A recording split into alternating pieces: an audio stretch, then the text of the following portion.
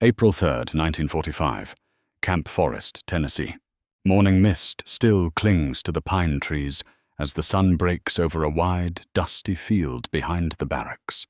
The sound that cuts through the quiet is not artillery, not engines, not shouted commands under fire, but the crack of a baseball bat meeting a ball, followed by laughter. Sergeant William Red Hargreaves, 101st Airborne, wipes sweat from his brow and jogs toward first base, boots kicking up red clay.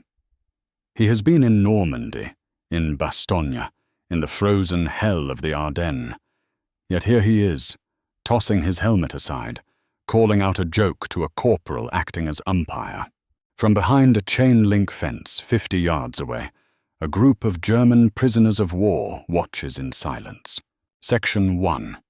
The first sight of the unthinkable. Obergefreiter Karl-Heinz Bauer tightens his thin wool coat against the morning chill. He has been a prisoner for 2 weeks now, captured near Kassel after his Volksgrenadier unit collapsed under relentless American pressure. His boots are worn nearly through. His hands are cracked, knuckles swollen from months of digging trenches and hauling ammunition without rest. He stares at the field, brow furrowed. "These are soldiers," he mutters in disbelief, speaking to no one in particular. Across the wire, American infantrymen, clean-shaven, well-fed, relaxed, are playing baseball, not marching, not drilling, not preparing for an attack. Playing. Bauer had imagined captivity differently. He expected brutality, hunger, endless interrogation. Instead, his first shock had been the food. White bread, meat, even coffee. The second shock was medical care. But this made no sense at all. Only 6 weeks earlier, Bauer's company had been fighting without sleep for days at a time. Orders came at night. Withdrawals happened at dawn. Meals, if they came, were cold and eaten standing. Ammunition was rationed. Fuel was non-existent. Sports, games, were a memory from another lifetime. Yet here, in the heart of the United States, American soldiers seemed to have time. Private Tommy Walsh, a former high school shortstop from Ohio, scoops up the ball and fires it cleanly to first. The throw snaps into the glove. Someone cheers, someone else groans. "Out!" the corporal shouts. Walsh grins. "Told you my arm wasn't shot, Red." Hargreaves laughs. "You missed by a mile." The game pauses as a truck rolls by, olive drab, spotless, delivering crates of equipment to a nearby warehouse. No one rushes. No one panics. The game resumes. Behind the fence, Bauer exchanges looks with another prisoner, Lieutenant Ernst Vogel, a former reserve officer captured in the Ruhr. "They play games," Bauer says quietly, still watching the field. "While the war is still going." Vogel nods slowly, and not behind the lines in France. Here, at home. What Bauer does not yet understand, but is beginning to sense, is that this is not carelessness. It is not arrogance. It is capacity. By 1944 and 1945, American military doctrine had embraced organized sports as a deliberate tool. Baseball, football, boxing, basketball. These were encouraged in training camps, rear areas, and even near the front when possible. Physical fitness mattered, but morale mattered just as much. An American unit that could rotate men, resupply efficiently, and still allow time for recreation was a unit that believed it would be ready when needed. For the German prisoners watching from behind the wire, the contrast is unbearable. Back in Germany, Bauer remembers, soldiers trained less and less as the war dragged on. There were no spare hours, no spare calories, no spare boots. Replacements arrived half-trained, exhausted before reaching the front. Drill fields were bomb craters. Barracks were rubble. And here, men who had already fought across an ocean, who were still shipping out by the thousands, had enough depth, enough manpower, enough confidence to stop and play ball. The crack of the bat echoes again. Bauer feels something tighten in his chest. Not anger, not fear, but realization. If they can do this, he whispers, then how many of them are there? Nearby, an American MP notices the prisoners watching and shrugs. To him, the scene is unremarkable. Games happen every week. The officers say it keeps the men sharp, keeps them human. But to the men behind the fence, it is a glimpse into the machinery of defeat. The game ends with laughter and mock arguments. Helmets go back on. Rifles are slung. In minutes, the players are soldiers again, organized, rested, ready. As Bauer turns away, escorted back toward the POW barracks, the image burns into his mind. An enemy so powerful it could afford to let its soldiers play. April 1945, POW Camp Forest, Tennessee. The barracks door closes behind Obergefreiter Karl-Heinz Bauer with a dull wooden thud. Inside, the air smells of soap, boiled coffee, and clean straw. Another small shock he still hasn't grown used to.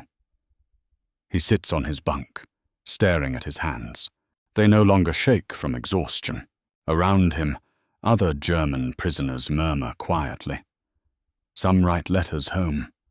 Others lie back, eyes closed, conserving energy out of habit, even though food will come again tonight and tomorrow and the day after. Lieutenant Ernst Vogel lowers himself onto the bunk across from Bauer. He has been unusually quiet since the baseball game. You saw their faces, Vogel finally says. They were relaxed. Bauer nods, as if the war were already over. For a moment, neither speaks. Outside, somewhere beyond the camp perimeter, an American bugle sounds clear, unhurried. Bauer's thoughts drift backward. Eastern Front, February 1944. Near Vitebsk. Snow. Endless snow. Bauer's unit had been pulled from one collapsing sector and thrown into another. No rest period. No refit.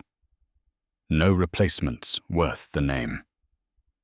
He remembers standing in line for rations that never came, his boots frozen stiff, his fingers numb around a rifle that jammed as often as it fired. There had been no training drills anymore, only movement. Retreats disguised as elastic defense. Marches at night. Digging positions by hand because fuel for machinery was gone. Sports, recreation. The very idea would have been obscene. In the Wehrmacht of 1944, even sleep was rationed. Men learned to doze standing up. Officers learned to issue orders without maps. Morale talks replaced equipment. When Bauer had been transferred west after the Normandy landings, he had hoped things would be different. Instead, he found the same hollowed-out formations. Units stitched together from survivors. Teenagers and old men filling the ranks. Training reduced to a few shouted commands and a live fire exercise, if ammunition could be spared. And now, in America, the enemy played football. Back in the camp, Vogel exhales slowly. They rotate their units, he says. That's the difference. Bauer looks up. I spoke to one of the guards, Vogel continues, a sergeant. He said his division was pulled off the line after France. 2 months, refitting, training, sports leagues, then back into combat. Bauer stares. 2 months off the line. In the German army, 2 months meant annihilation or disbandment. They don't fight until they break, Vogel adds. They fight, then they recover, like a machine that knows when to cool itself. The realization settles heavily between them. The sports Bauer had seen were not a distraction from war. They were part of how America fought it. American doctrine assumed abundance of men, fuel, food, equipment, time. Baseball fields were carved out near supply depots. Boxing rings were set up beside motor pools. Commanders encouraged competition, teamwork, aggression without panic. A soldier who could laugh on Monday would fight better on Friday. In Germany, laughter had vanished from the ranks long ago. That afternoon, the prisoners are marched to lunch. As they pass the fence again, Bauer catches sight of another game. This time, football. Shoulder pads over fatigues. Helmets replaced with soft caps. Hard tackles, followed by shouted jokes. A burly American captain stands nearby, arms crossed, watching approvingly. To him, this is discipline expressed through morale.